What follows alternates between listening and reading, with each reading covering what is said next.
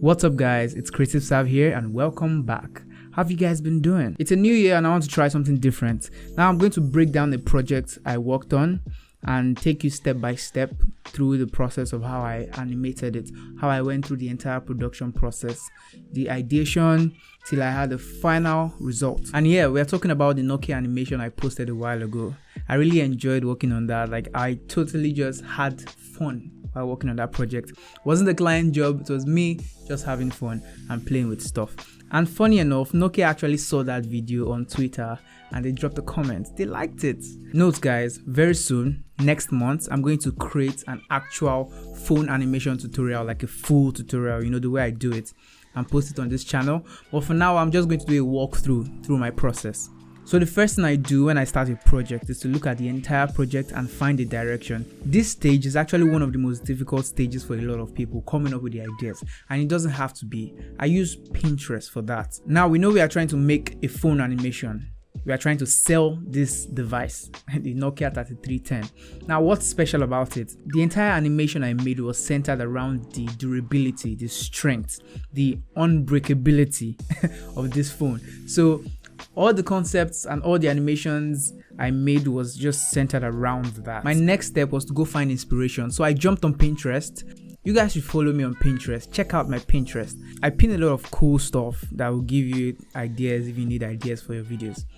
And most of them are related to products, so you can see. After going on Pinterest and collecting the inspiration I want, which is searching for things like phone animation, phone 3D scene, product 3D scene, just mixing up keywords until you find what you like and put them in a separate collection. After that, I went to check out actual NOKIA animations, how they do their animations. They have this beautiful style that they use for their phones, their most recent modern phones. And I thought it would be a bright idea to make something similar to that, but for their ancient, most popular NOKIA device. So let's jump right into it. I've not opened this Blender file in a while.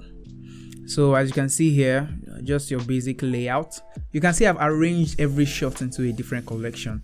There are 10 shots, 10 collections here. So let's check the first one. Shot one. Shot one was very simple. It was a very simple shot.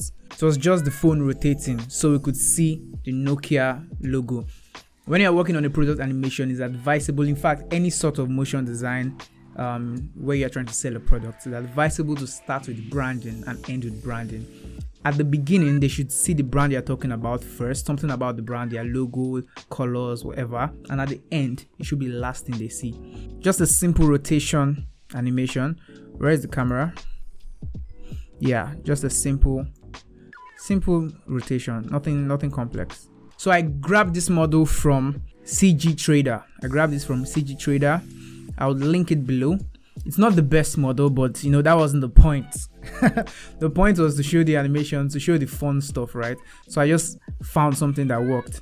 And the next thing I did was to surround it with an empty, with a cube empty, and parent it so I could control the empty instead of controlling the actual model. I've talked about this in my previous tutorial. And there will be some things I'll talk about that I won't talk about in detail because I've mentioned it in my previous tutorials. Go check them out. Yeah, so that's for shot one, very simple. Shot two, the second shot.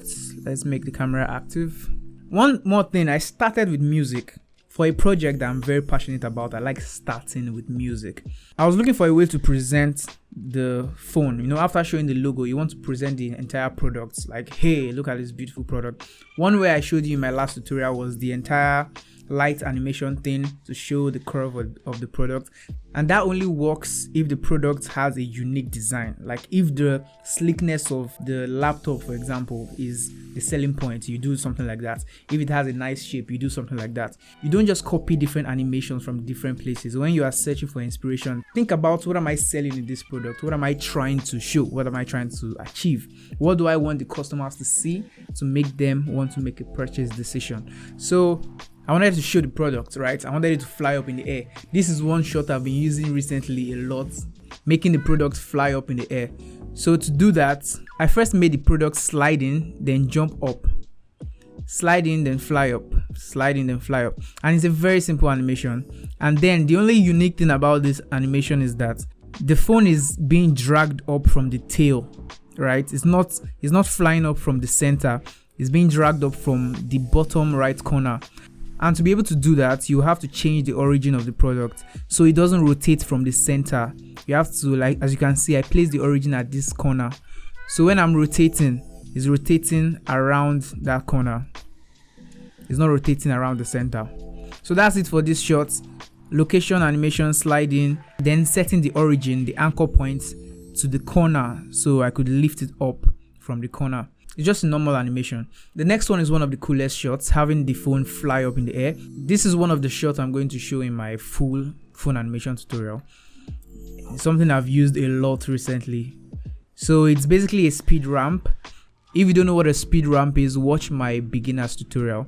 As you can see, I set a location keyframe on the empty to throw the phone up so the product flies up.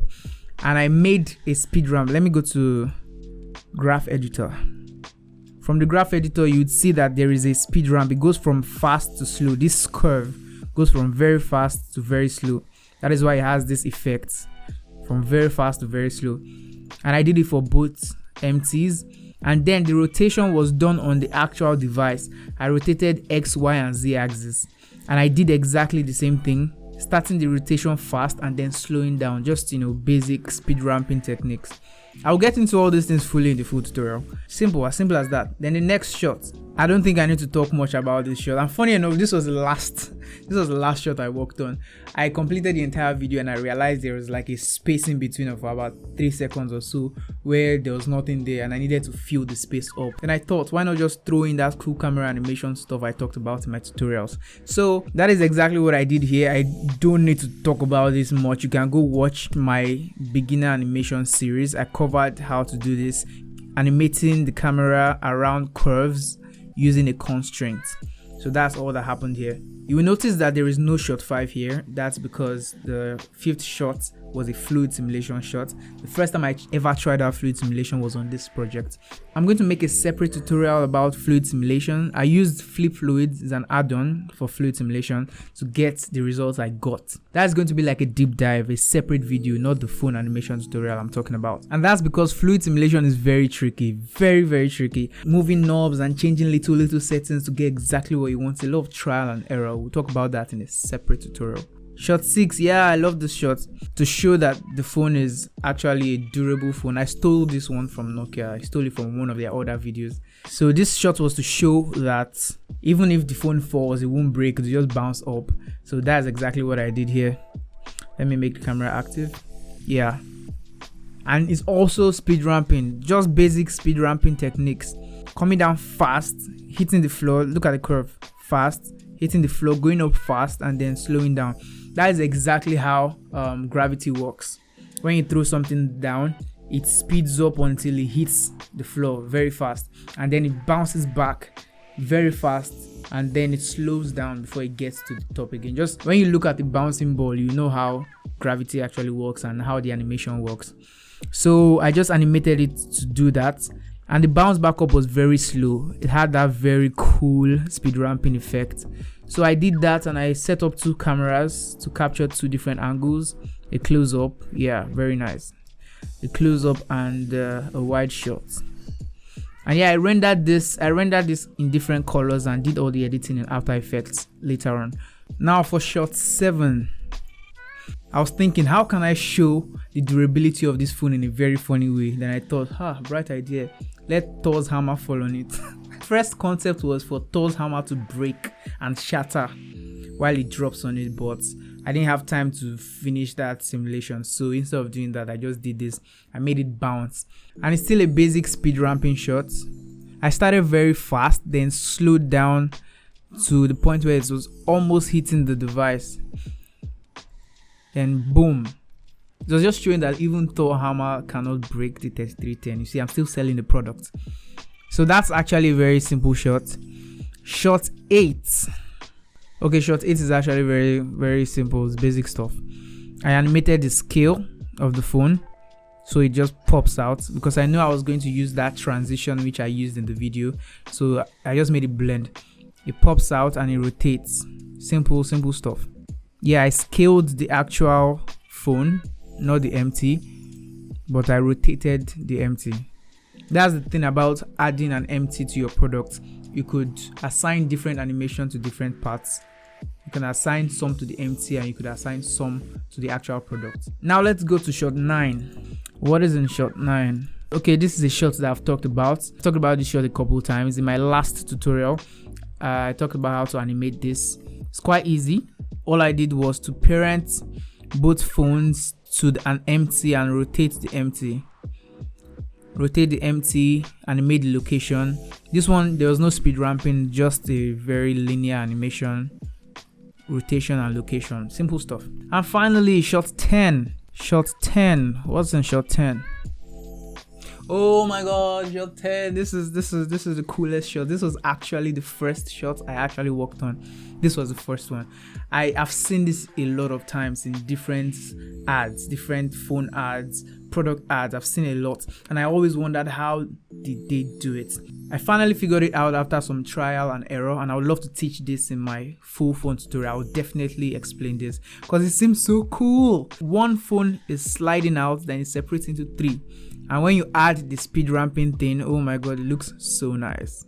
If you go to your object properties, under visibility, you can see show in viewport render.